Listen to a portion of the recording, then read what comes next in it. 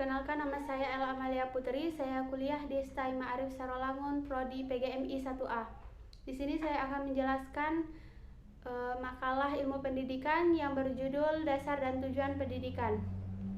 Sebelumnya, saya akan menjelaskan sedikit apa itu pendidikan.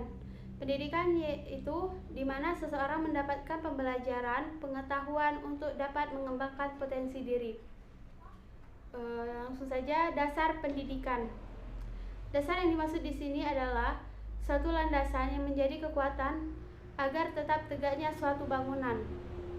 Begitu pula pendidikan harus mempunyai landasan yang kokoh untuk dapat melakukan perubahan sikap dan tata laku. Dasar pendidikan di suatu negara disesuaikan dengan dasar filsafat negaranya. Oleh karena itu, dasar pendidikan di Indonesia adalah Pancasila. Dasar pendidikan terbagi menjadi 3. Yang pertama, dasar ideal pendidikan.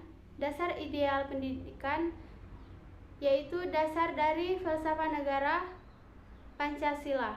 Yang kedua, dasar struktural pendidikan. Dasar struktur adalah Undang-Undang Dasar 1945. Yang ketiga, dasar operasional pendidikan.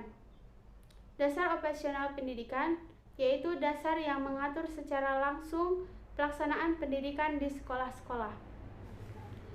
Pendidikan dapat dilihat dari berbagai segi. Yang pertama, segi religius, yaitu menanamkan nilai-nilai keagamaan seperti iman, akidah, dan akhlak.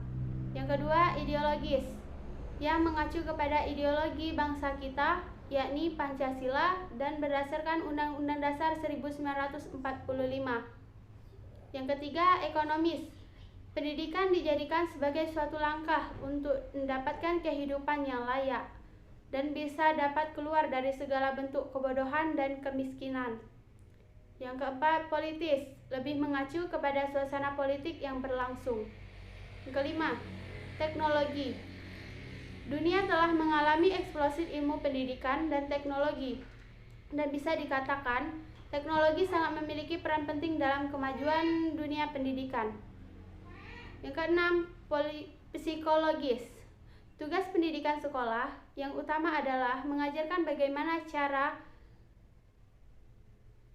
mendidik dan menanamkan motivasi yang kuat dalam diri anak agar terus belajar dalam hidupnya dan dapat memberikan keterampilan.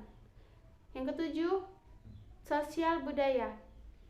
Mengacu kepada hubungan individu dengan individu lainnya dalam suatu masyarakat. Tujuan pendidikan. Masing-masing orang mempunyai macam-macam tujuan pendidikan melihat kepada cita-cita, kebutuhan, dan keinginan.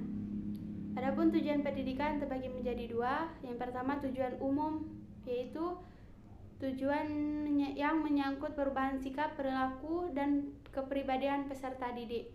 Yang kedua, tujuan khusus. Tujuan khusus ini untuk diadakan perubahan di mana perlu sesuai dengan tuntutan dan kebutuhan, selama tetap berpijak pada kerangka tujuan tertinggi.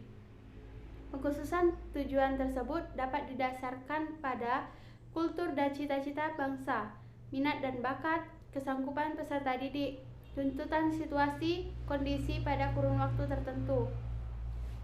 Pada umumnya, setiap bangsa dan negara sependapat tentang pokok dan tujuan pendidikan, yaitu mengembangkan potensi peserta didik agar menjadi seseorang yang berilmu, kreatif, mandiri, serta dapat mencapai apa yang telah menjadi tujuannya.